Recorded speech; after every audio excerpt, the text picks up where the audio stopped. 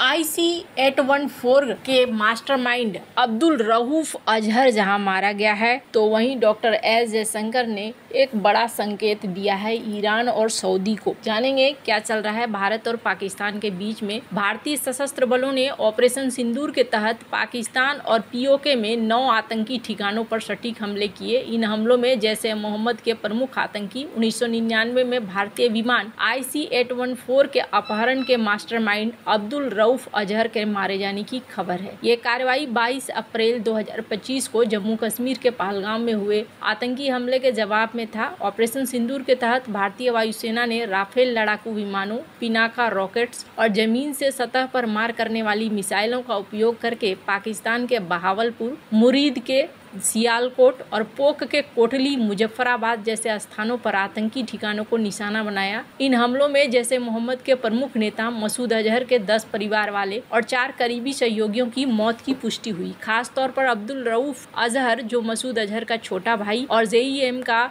दूसरा सबसे बड़ा नेता था, बहावलपुर में मारा गया। रऊफ न केवल IC-814 अपहरण का मास्टरमाइंड था, बल्कि साल 2001 के संसद हमले, साल 2016 के पठानकोट हमले, साल 2019 के पुलवामा हमले जैसे कई आतंकी हमलों में उसकी भूमिका। भारतीय खुफिया एजेंसी ने रऊफ की गतिविधियों पर लंबे समय से नजर रखी थी और नवीनतम सैटेलाइट इमेजरी और मानव खुफिया जानकारी से पुष्टि हुई है कि बहावलपुर में JEM के मुख्यालय में सक्रिय था। भारत सरकार ने दावा किया कि इन हमलों में 70 से अधिक आतंकवादी मारे गए और 60 से ज्यादा घायल हुए। हमले सावधानी पूर्वक नियोजित थे ताकि नागरिक हताहतों को न्यूनतम रखा जाए। भारतीय अधिकारियों ने कहा कि रात के समय सटीक हथियारों का उपयोग किया गया और सभी लक्ष्यों आतंकी गतिविधि से जुड़े हुए थे। अब्दुल रऊफ अजहर, जिसे संयुक्त राष्ट्र ने अंतर्राष्ट्रीय आतंकवादी घोषित किया था, जैश ए मोहम्मद का उप प्रमुख था, वह अपने भाई मसूद अजहर के साथ मिलकर संगठन की गतिविधियों को संचालित करता था। रऊफ ने 1999 में IC-814 अपहरण की योजना बनाई थी, जिसमें 5 आतंकवादियों ने काठमांडू से दिल्ली जा रहे भारतीय विमान को हाईजैक कर लिया था। इस घटना में विमान को कई स्थानों पर ले जाया गया और अंततः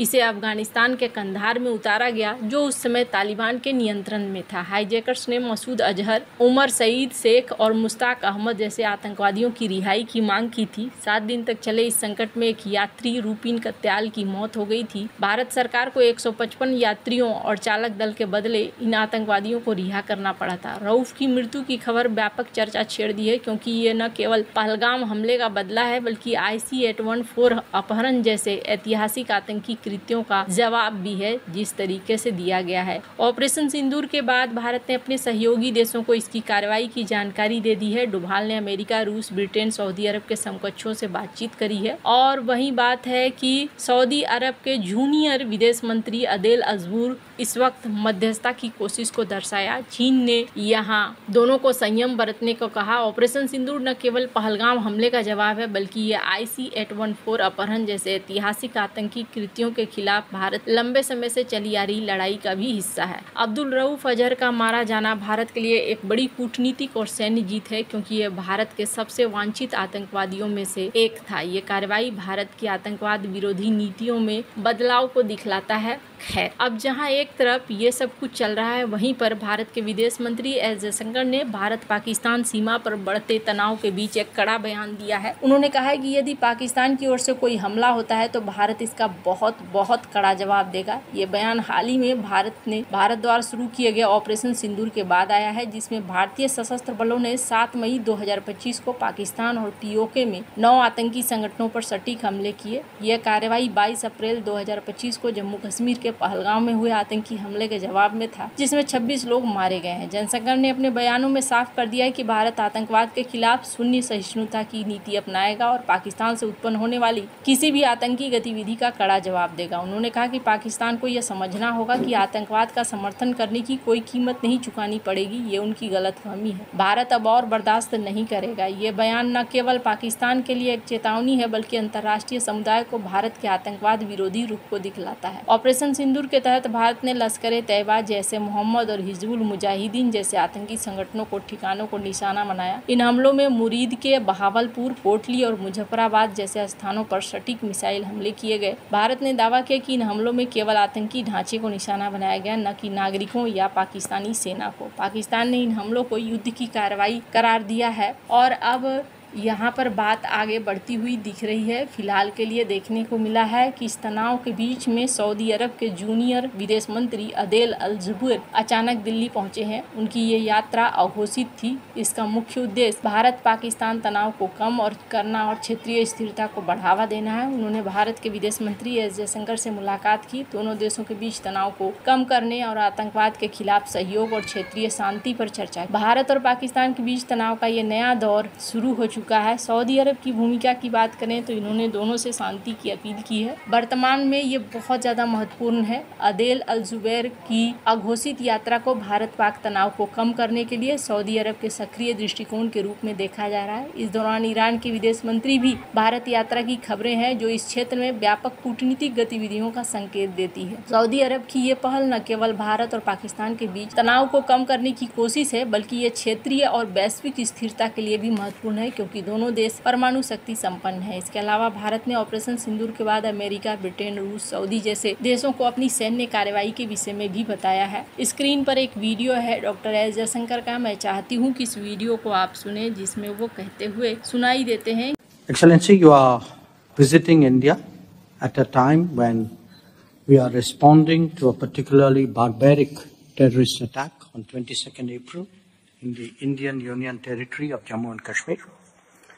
This attack compelled us to respond on 7th May by striking at cross-border terrorist infrastructure. Our response was targeted and measured. It is not our intention to escalate the situation. However, if there are military attacks on us, there should be no doubt that it will be met with a very, very firm response. As a neighbor and a close partner, it is important that you have a good understanding of the situation.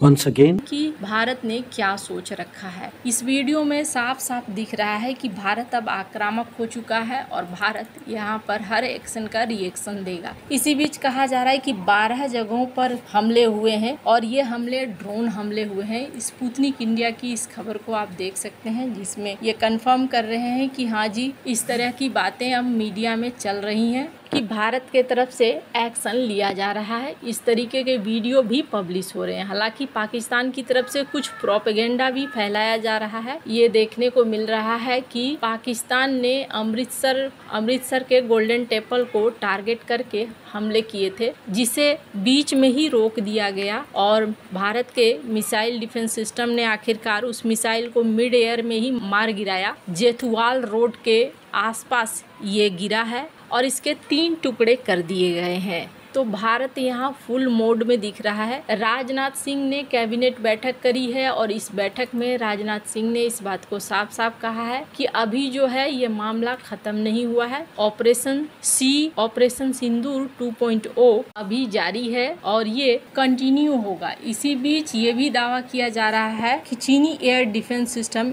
HQ-9 को गंभीर नुकसान पहुंचा है। Reports के मुताबिक Pakistani air defence को drone हमलों में गंभीर नुकसान पहुंचा। पाकिस्तान चीनी एयर डिफेंस सिस्टम का इस्तेमाल करता है और पाकिस्तान के पास 80% से ज्यादा चीनी हथियार हैं। लेकिन अगर चीनी एयर डिफेंस सिस्टम के नुकसान होने की रिपोर्ट सच है तो पाकिस्तान के लिए ये एक बहुत बड़ा झटका है। HQ-9 को चीन ने रूस के S-300 और अमेरिका के पैट्रियोट के टेक्नोलॉजी को चुरा कर डेवलप किया है। चीन ने दावा किया कि इसकी मारक क्षमता 120 से 250 किलोमीटर तक हो सकती है। हालांकि इसका रेंज इसकी वजन पर निर्भर करता है और इसके कई वेरिएंट है। चीनी दावा करते हैं कि ये air defence system cruise missile, aircraft, ballistic मिसाइलों को इंटरसेप्ट कर सकता है, लेकिन ड्रोन हमलों में ये एयर डिफेंस सिस्टम तबाह हो गया है। चीन का ये दावा है कि एयर डिफेंस सिस्टम ऐसा radar, multi tracking, multi target engagement क्षमता है वो फेल हो चुका है। पाकिस्तान ने साल 2021 के बाद से HQ-9B सिस्टम को अपने एयर डिफेंस क्षमता को बढ़ाने के लिए शामिल किया था, जबकि चीनी एयर डिफेंस सिस्टम उस वक्त भी अपनी क्षमताओं को लेकर सवालों को घेरे में था। कई रिपोर्ट्स में चीनी एयर डिफेंस सिस्टम की क्षमता को खराब बताया गया था, लेकिन फिर भी पाकिस्तान ने इसे खरीदा था क्योंकि चीन का अब उस पर काफी प्रेशर होता है। इस चीनी डिफेंस सिस्टम की खास तौर पर कराची, ग्वादर, इस्लामाबाद जैसे संवेदनशील ठिकानों की सुरक्षा के लिए तैनात किया गया है। पाकिस्तान ने भारत के राफेल, ब्रह्मोस और सुखोई 30 MKI जैसे क्षमताओं के मुकाबले में ये सिस्टम खरीदा था।